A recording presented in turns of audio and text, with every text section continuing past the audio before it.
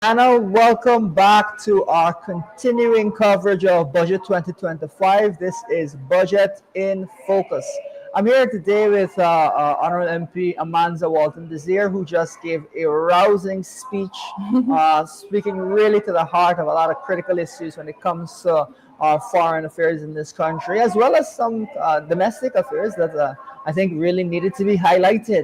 Amanza, thank you for joining us here today. Thank you. Thank you for having me, Elson. It was Yeah. quite an interesting 30 minutes just Yeah, now. yeah, absolutely. I have never seen such animation. Well, I wanted if they were I mean, jumping up and down. You thought was Yeah, a out lot of his noise. seat. It was Yeah. pandemonium. I'm telling you. It was absolute pandemonium, but Yeah. we press on. Absolutely, absolutely. Well, one of the issues that was dealt with, I think, quite well in your presentation, and which is an important but tricky issue, is the question of migration. Of course, we believe that we have to have a degree of sympathy for those who are seeking refuge, but at the same time, any responsible government must develop systems to be able to deal with migration and must be able to articulate a policy as to how they intend to approach it from the short, medium, and long term. Absolutely. We in the APNUFC, we've been very, very clear about the fact that we will support the humanitarian treatment of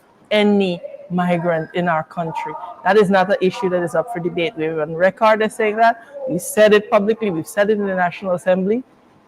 So there can be no doubt about our commitment to upholding the human rights Absolutely. of any person who lands on our shores. But let us be also very, very clear that we have a duty to Guyanese to Absolutely. make sure that Guyanese interests are protected. And there is a reluctance by this government to address this issue of Venezuelan migration. Hugh Todd spoke, he didn't talk anything about it. Robeson Ben spoke, he didn't say anything about it. Yeah. But it is a pressing concern. How are we integrating migrants into our society? How are we dealing with the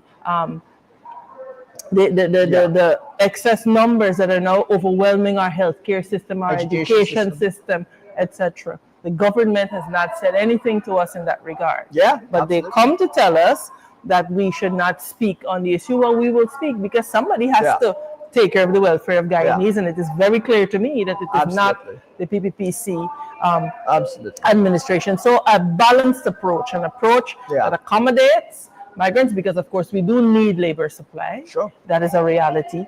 But also a policy that sees us safeguarding Guyana, safeguarding Guyanese, safeguarding the patrimony of Guyana for Guyanese first. And then we take Yeah, care of everybody else after. And we must be unapologetic about that.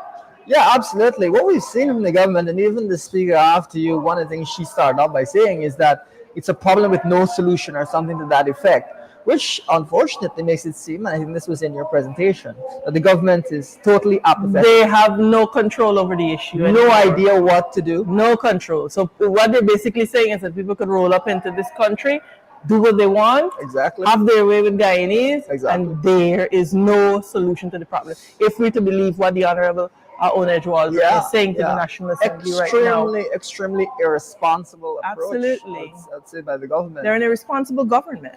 And the other thing that we would want viewers to note, and I think this is also something that your presentation was bringing out, is, it's not yesterday that the Venezuelan migrant crisis began. It's been going for a while, and we've Absolutely. had a significant migrant issue for many years now. Right. And yet the government still doesn't have a migration policy. They have not yet completed the migration profile that they started Sure. in 2021, Sure. because that will be the basis of the Yeah. policy. But the reality is, and you go to Guyanese every day and they tell you, they suspect that the government intends to somehow incorporate these people into our voting register. This is why they tinkered with the birth certificate, the requirements of the registration of births. Yeah. 4 years ago, they started this. Yeah. And so to hear Onaj Walton say that there's no solution to this problem, to hear them suggest that we are just helpless against these tides is irresponsible, as you said. It's discouraging, and it certainly is a very good indicator to the people of Guyana that this PPPC government intends to put political expediency above the people's concerns. Yeah, Yeah. absolutely, and it also seems like they don't recognize the long-term risk because Guyana is a small country. There's millions Absolutely. of people living in Venezuela, Yeah. and Over 20 presumably, million. yeah, and presumably we could see migration continue. And I made the point in my presentation about the paradigm that these countries have, that to govern is to populate. Yeah, And they understand the importance of population in an area. They understand the importance of establishing governance in an area. Yeah. But this PPPC government continues to underinvest in Essequibo. yeah, yeah, They're spending money like crazy on the low coastal plain. They're not telling us how they're going to Yeah. safeguard us against rising sea levels just yet. But and they're refusing rather to adopt the approach of more government-led investment in the Essequibo region. I pointed out as well that it wasn't accidental that we set up townships yeah, yeah, all throughout the Essequibo, because it was intended that those would be population centers from which population would be built out and Absolutely. establish a firm Guyanese presence in our Essequibo. yeah, absolutely. I think those are really great points, and that's perhaps why the Minister of That's why Foreign Todd was jumping up and down. Yeah, literally. showing Yeah. up and I down. wish he were that spirited in his debate. Yes, He yes. put us to sleep, but he was very robust in his Yeah. in his jumping up and down. And you know, of course, the budget is it's more of the same. Yeah. You know, my colleague Sherwin Holder this morning Yeah. gave a very good Yeah. idea of the raft of measures that Yeah. you know that we Are as the next proposing. government will implement. Absolutely. And I think Guyanese need to stay tuned, and they need to listen more, because you have to understand that unlike the government, we don't have access to the state media. We are excluded from the Chronicle, we are excluded from DPI, we are excluded from NCN. So really, the avenue that we have are through shows like these and our Facebook pages and social media platform Yeah. to really get our Message. word out Absolutely. to the people. Well, one Guyana. just to shift gears, but I think it's something that you talked about, which I think is important in your speech, and something that you do not see the government mention at all, is the question of poverty. In fact, I don't recall the Minister of Finance mentioning poverty at any point in his speech. When you've got a country with in excess of 40% poverty, one of the highest rates of poverty in this part of the world, and it's not even mentioned. What are your thoughts on how this budget ignores the question of poverty? It is just the nature of the PPPC. I said it before, punishing poor people continuously. We have to understand that this PPPC government governs from the mindset that they cater only for the elite, for the oligarchs. That is all they're interested in. And whatever crumbs fall off of their table for the general public, that is what they will get. And then they employ the people who are influencers and pay them to go out there to influence Guyanese and to sell that type of government to our people. You know, I find it so interesting that Barjagdio spends a lot of time worrying about what is going on in the APNUFC camp, and he has a lot of things to say about us. If one of us were to decide tomorrow we were going to join him, suddenly it will be the best things since sliced bread. I really think that Jagdio needs to focus on how he will, you know, on for the next 5 months that they have remaining, how they will govern this country, how they will make the lives of the Guyanese people better. He has a lot more to worry about instead of what is happening in the opposition. Well, you know, as viewers who listen to Sharon's speech, who've listened to other presentations, will note we've been speaking about the establishment of a social safety net, things like a job seekers benefit. So when you're looking for a job, you have a cushion there, $40,000 a month. We've been speaking about a student stipend, so that while you're studying higher education, you have $50,000 a month as, again, sort of some support to help you with your studies. Those are both things things that, first of all, will help to eradicate poverty, but second of all, will help to make the economy more efficient and to help to Guyanese to build up skills and capacities. Yeah. One of the other things that we was mentioned in your presentation, which I thought was really striking, is the question of the government disinterest in feasibility studies, Oh, disinterest in absolutely. actually Yeah. evaluating how to Yeah. approach things Yeah. and saving money. Yeah. Money which could be put towards these types of anti-poverty policies, these types of approaches. Imagine you are dealing with a Yes. government that would make you seem Yeah. like the bad guy, Yeah. to put it simply, for wanting to insist on feasibility studies. Yeah. And then you have the Attorney General Yeah. just absolutely misleading the people of Guyana Yeah.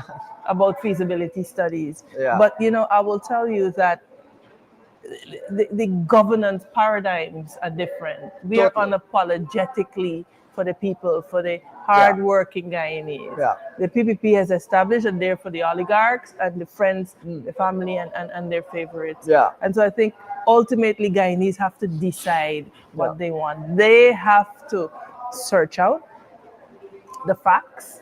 They have to understand what is being offered and what is being put before them. Yeah. And they have to be dispassionate about making The best choice. the choices and the assessment that will put the best government in place for this country. Like I Absolutely. challenge them. If after all of these trillions of dollars, Yeah. your life as an ordinary public servant, as an ordinary hardworking Yeah. Guyanese has improved, Mm. well, then I rest my case. But if it hasn't, Yeah. then certainly the time to make a change is now, and we cannot afford to waste one more day with this incompetent PPPC government in place. Absolutely. And when you put together last year's budget, the year before, and this year's budget, you're looking at something like 15 years worth of budgets from the pre-oil economy. Absolutely. I mean, Yeah, have you seen yeah, 15 yeah, years worth of yeah, progress yeah, in the yeah. past couple of years? And then else, I don't know if you've noticed, but the chief sound dancer for the PPP, Ah. Bar Jagdeo, is now attempting to change course. Yeah, you have to say that Because before the oil here he revenues. is saying Yeah. that we want to give away all the money when we are the Yeah. ones that have been warning Yeah. about our rate of spending. We've Yeah. been warning that we need to cut the efficiency gap. We've been warning this government Yeah, about the manner absolutely. they're managing the economy, but now he is trying to switch it to us Yeah. because he's realizing that, of course, it is possible that the price of oil will drop, and therefore the monies going into the NRF will not be as much as they used to. So he's trying to turn the tables as if we're the ones that are saying spend all the money, Yeah. when you've been consistently saying to them, manage the people's money in a responsible manner. Stop raiding the NRF. Make sure that there is enough for the future generations of Guyanese, but they continue to ignore And it. that's the key word, responsible governance. That is what we've been focused on. That's why we Absolutely. call for studies. That's why we call for the NRF to be actually operated as it should be, with the investment committee actually making investment decisions, Right, right. rather than being suppressed as they are right now. where they Absolutely. don't- Like, they're why not are active. we not striving for an NRF where at least Yeah. 50% of it is reserved for investment? Absolutely, And not just investments with a government that will get you Yeah. bonds, etc. Yeah. But like real investment, the way we see governments like Sweden, Yeah. The way they Yeah, invest their money and get absolutely. maximum returns. And for that our is citizens. I think the minimum. And then on the point of feasibility studies, you mentioned several projects there, but one of the things the PPP seems not to understand, and they try to say that feasibility studies slow down progress, they don't understand that you can do 15 studies simultaneously. Just hire 15 companies. Absolutely, What's the drama absolutely. about? So you can walk and chew gum, but possible. the reality is that they don't want to. The Oh, reality there you go. is that they don't want to. The reality is that the PPPC thrives on the lack of information. They thrive in opacity. They thrive when they can fool and hoodwink the people of Guyana. But we in the opposition, for the time that we have here, Yeah. must continue to expose them Yeah. and ultimately depose them at the next election. Absolutely, absolutely. I want to thank you very much for your No time. worries at all. This has been really, I think, useful in terms of breaking down some of the elements of your budget speech. Folks, join us again later today for Budget in Focus. This has been MP Amanza Walton Desir, and we'll be back with another MP in a few. Thank you, Alson.